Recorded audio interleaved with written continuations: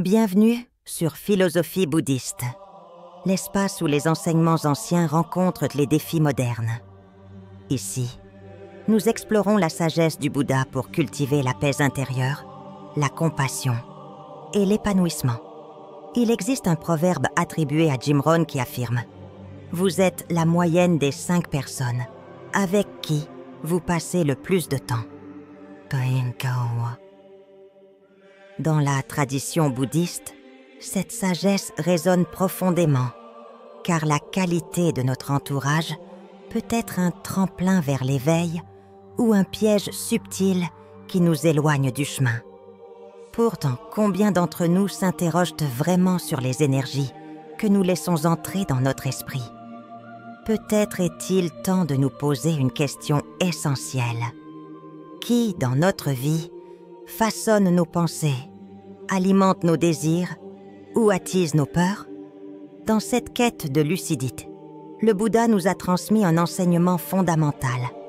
L'esprit est malléable, façonné par l'environnement, les paroles, les intentions et les actions de ceux que nous côtoyons. Et l'un des obstacles les plus insidieux sur ce chemin, c'est la présence de l'égoïsme. L'égoïsme n'est pas seulement une question d'actes visibles.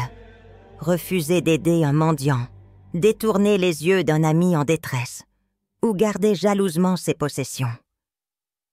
C'est avant tout une graine subtile, enracinée dans l'esprit, qui pousse lorsqu'on accorde plus d'importance à son propre confort qu'à la souffrance d'autrui. Ce n'est pas tant le refus d'agir qui est en jeu, mais le refus de ressentir. Car lorsque le cœur est fermé à la douleur des autres, il devient aussi sourd à la possibilité de la compassion. Prenons un exemple simple. Une vieille femme lutte à porter ses sacs dans une rue bondée. Des dizaines de passants passent, la plupart absorbés dans leurs courses, leurs pensées, leur monde. Ce qui se joue ici n'est pas un drame logistique, mais un examen spirituel silencieux. Celui qui agit n'aide pas seulement cette femme. Il allège son propre karma, celui qui détourne les yeux nourris, sans le savoir, le voile de l'ignorance qui obscurcit sa claire vision. Dans le bouddhisme, l'égoïsme est vu comme une manifestation directe de la saisie de l'ego. Cette illusion que notre moi est séparé, permanent et digne de toutes les priorités.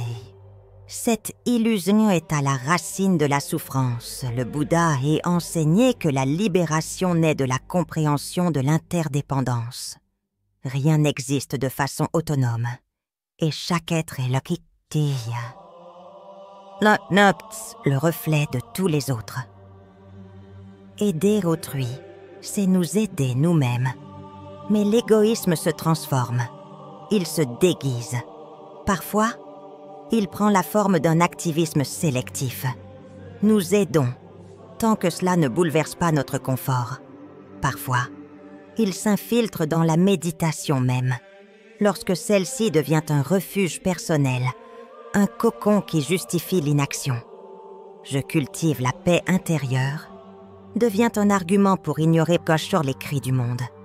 Mais une paix construite sur l'indifférence n'est pas réelle, elle est vide.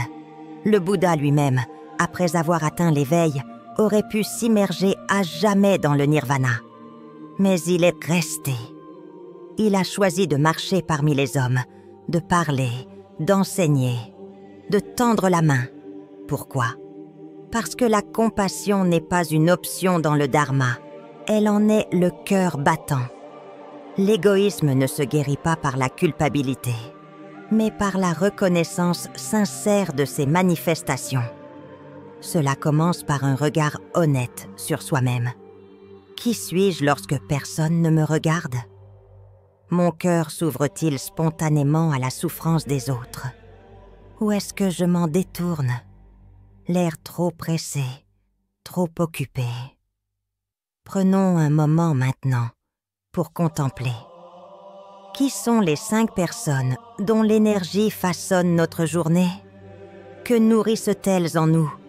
L'avidité, la peur, le jugement, ou bien la bonté, l'ouverture, la joie simple d'exister? Dans un sutra, le Bouddha dit « Même si un homme vit 100 ans sans jamais voir un être noble, mieux vaut vivre un seul jour en compagnie d'un être éveillé. » Il ne parlait pas seulement de maîtres. Il parlait de ceux qui éveillent en nous ce qu'il y a de plus pur. Et parfois, cela commence par nous-mêmes. Alors, à chaque instant, posons-nous cette question. Est-ce que ce geste, cette parole, cette pensée nourrit l'éveil ou l'ego? Car dans cette bascule se trouve toute notre vie intérieure. Dans le silence de la méditation, dans le tumulte du monde, une vérité demeure, l'attention est l'antidote. Être pleinement conscient, c'est déjà refuser l'égoïsme. C'est reconnaître que ce que nous donnons n'est jamais perdu, que le vrai bonheur naît de l'ouverture, et que la libération se trouve souvent dans un simple acte d'amour désintéressé. Il est des présences qui, comme des nuages sombres, obscurcissent notre perception de la réalité, non par méchanceté évidente, mais par une constante habitude à se plaindre. Ces personnes vivent dans une complainte perpétuelle, et chaque jour semble, à leurs yeux, une suite d'injustices, de désillusions, d'imperfections criantes. Ce que l'on nomme aujourd'hui le râleur chronique ne se limite pas à une attitude désagréable. C'est un virus mental, un filtre négatif qui se répand à quiconque s'en approche. Dans le bouddhisme, les pensées ne sont pas de simples passagères. Elles construisent. Elles façonnent notre expérience du monde, notre karma, notre renaissance même. Nourrir la plainte, c'est comme verser chaque jour quelques gouttes d'acide dans son esprit. À force, cela ronge. Il faut comprendre que la plainte n'est pas une libération. Elle n'est pas un cri salutaire vers le changement. Elle est souvent le produit d'un attachement mal reconnu, à ses désirs non comblés, à un idéal irréel, à l'ego blessé. Le râleur ne voit pas la souffrance comme une opportunité de compréhension, mais comme une injustice personnelle. Et c'est là que réside le danger.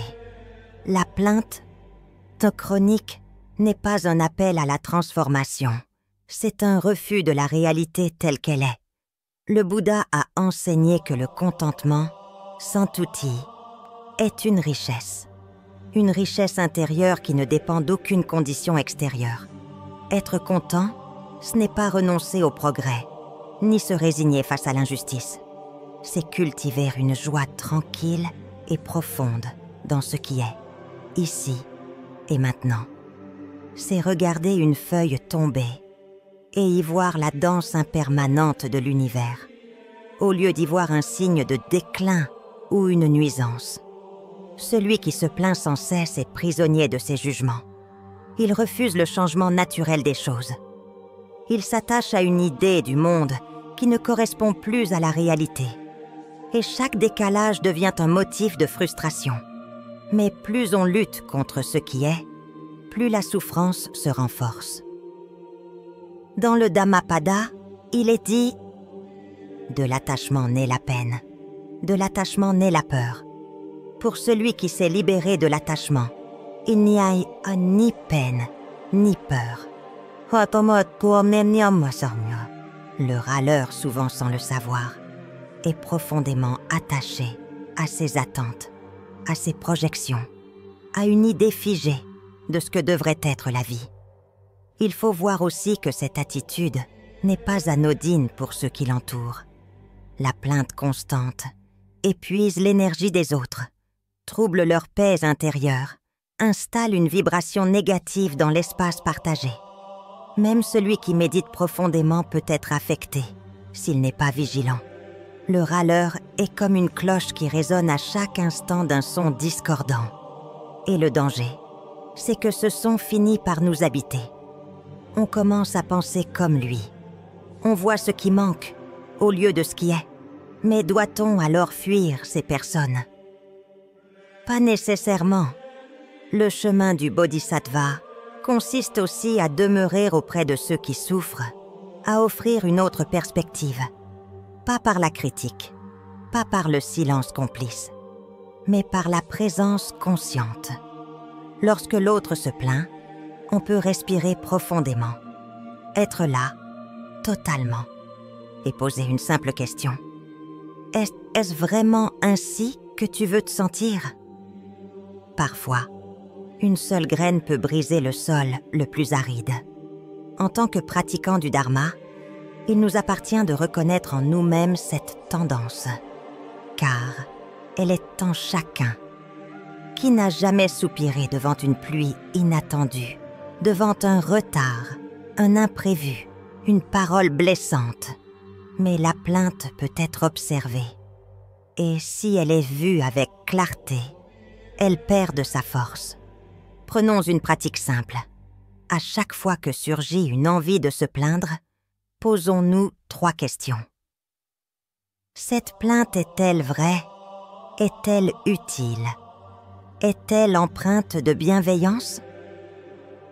Très souvent, ces 3 filtres suffisent à dissiper le nuage. Car, le plus souvent, la plainte est une habitude, un automatisme, une réaction inconsciente à une réalité jugée inadéquate. Le zen enseigne. Avant l'illumination, hachez du bois, portez de l'eau. Après l'illumination, hachez du bois, portez de l'eau. Rien ne change extérieurement. Ce qui change, c'est notre regard. Le râleur vit dans une illusion. Il croit que le monde doit changer pour qu'il soit heureux. Le pratiquant voit que c'est son esprit qui doit être transformé. Cultiver le contentement, ce n'est pas refuser de s'exprimer ou de dénoncer les injustices. C'est apprendre à faire la distinction entre une parole motivée par la clarté et une parole née de la frustration. Ce sont 2 univers. L'une éclaire, l'autre obscurcit. Un cœur content est un cœur stable. Il n'est pas ballotté par chaque nouvelle, chaque émotion, chaque variation de la météo ou du comportement des autres. Il est comme un lac paisible qui reflète le ciel sans se troubler à chaque nuage. Pour conclure cette contemplation, n'oublions pas que se plaindre, c'est parler à partir de l'ego. Être reconnaissant, c'est parler à partir de la conscience éveillée. À chaque instant, le choix est entre nos mains. Le monde peut rester le même, mais si notre esprit change, tout change. Alors peut-être, au lieu de nous demander pourquoi les autres ne nous comprennent pas, demandons-nous, que puis-je voir aujourd'hui que je refusais de voir hier? Dans ce simple déplacement réside la paix. Dans le monde d'aujourd'hui, le matérialisme s'est hissé au rang de religion non déclarée, non par des prières ou des temples visibles, mais par des temples de verre, des offrandes quotidiennes de cartes bancaires, des mantras faits de slogans publicitaires et une foi inébranlable dans le pouvoir des possessions. Dans cette illusion moderne, on nous enseigne que le bonheur s'achète, que la valeur d'une vie se mesure à son confort, à sa visibilité sociale, à la rareté de ce que l'on possède. Et pourtant, au cœur du Dharma, le Bouddha nous avertit. L'attachement aux objets, aux apparences, à la richesse, n'est qu'un mirage qui alourdit l'esprit. Ceux qui courent après l'accumulation confondent souvent abondance et contentement. Mais ces 2 états sont de nature radicalement différente. L'abondance est extérieure. Une maison plus grande, un vêtement plus luxueux, une voiture plus rapide, des comptes bien garnis. Le contentement, lui, est intérieur. C'est un espace paisible, libre de comparaison, libre d'envie, libre d'agitation. Et ce coca, que ce que l'on découvre, c'est que plus on possède, plus on craint de perdre. L'attachement aux biens engendre la peur. La peur engendre le contrôle. Et le contrôle engendre la souffrance. Le matérialiste est celui qui a oublié sa nature véritable. Il croit que ce corps est tout ce qu'il est, que ses plaisirs sont le but, que la reconnaissance sociale est sa sécurité. Il s'identifie à ses possessions comme si elles le définissaient. Mais rien de ce qui est extérieur ne dure. Tout ce que nous possédons finira par changer de main, se briser, se perdre ou être oublié. Et alors, que restera-t-il? Le Bouddha a enseigné. La richesse ne consiste pas à posséder beaucoup, mais à se contenter de peu. Cette phrase, simple en apparence, est une clé pour traverser le vacarme du monde moderne. Elle n'invite pas à la pauvreté, mais à la liberté. Car ce n'est pas l'objet en soi qui est le problème, c'est la saisie mentale qui l'enserre, l'avidité qui l'accompagne, l'illusion qu'il est nécessaire pour être heureux. Le matérialisme ne se manifeste pas toujours par une accumulation ostentatoire. Il peut être subtil, silencieux. Le désir d'avoir le bon tapis pour méditer. La quête du stage spirituel le plus prestigieux. L'achat compulsif de livres de sagesse que l'on ne lit jamais. Même dans la voie spirituelle, l'attachement peut s'infiltrer, masqué sous les atours du développement personnel. Dans le bouddhisme, tout repose sur l'intention. Posséder n'est pas un péché, mais posséder avec avidité, avec jalousie, avec peur, devient un poids pour l'âme. Et ce poids empêche l'ascension vers l'éveil. Le Dhammapada nous dit « Celui qui est libre de tout attachement est comme un oiseau dans le ciel. Il laisse derrière lui toutes les chaînes du monde. » Ainsi, il ne s'agit pas de fuir le monde, mais de ne pas s'y enlever. Regardons nos vies un instant. Quels objets nous possèdent réellement? Quelle place laissons-nous à la simplicité, à la joie de l'instant présent sans artifice? Sommes-nous capables d'apprécier une tasse de thé dans le silence, un coucher de soleil sans appareil photo, une rencontre sans l'obsession du paraître? La société d'aujourd'hui récompense le paraître, le visible, le spectaculaire. Mais la sagesse bouddhiste enseigne que le vrai trésor est dans l'invisible, l'espace entre deux pensées, la profondeur d'une respiration consciente, la générosité sans attente. Plus on allège son existence, plus on touche à l'essence. Il y a un enseignement zen qui dit « Lorsque tu as 2 manteaux, donne-en un. Lorsque tu n'en as qu'un, partage-le. » Cette phrase, au-delà de sa beauté poétique, rappelle que le détachement n'est pas une posture froide, c'est une ouverture. Ce que l'on donne avec le cœur libre enrichit les deux, celui qui offre et celui qui reçoit. Le matérialiste, prisonnier de ses biens, vit dans l'illusion de la sécurité. Mais la vie est impermanente, la santé décline, les marchés chutent, les relations changent. Penser que les choses nous protègent, c'est ignorer la nature fluide de l'existence. Le seul refuge véritable, c'est un esprit tranquille, un cœur éveillé, une sagesse profonde qui ne se corrompt ni par l'or, ni par l'éloge. Dans les monastères, les moines vivent avec peu, non par contrainte, mais par choix. Ce dépouillement volontaire permet à l'esprit de respirer. Chaque objet a sa place. Chaque geste est sacré. Et dans cette simplicité, naît une forme de joie inaccessible à ceux qui sont encombrés de trop. Ce n'est pas une vie de renoncement austère, c'est une vie de clarté, de discernement, de paix et chacun peut en faire l'expérience, même au cœur du tumulte urbain. Il suffit de choisir. Choisir de ne pas tout acheter, choisir de ne pas tout désirer, choisir de remercier pour ce que l'on a, plutôt que de souffrir de ce qui manque.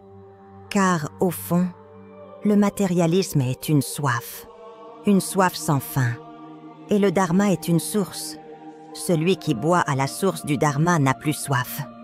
Il trouve dans l'instant ce que les autres cherchent dans les vitrines. Il trouve dans la marche lente ce que d'autres poursuivent en courant.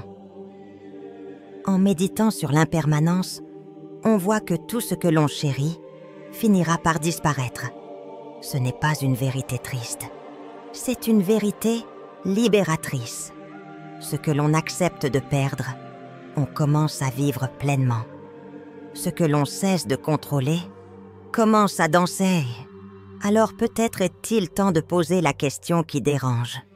Si demain tout ce que je possède disparaissait, qui serais-je? Cette question n'est pas une menace. C'est une invitation.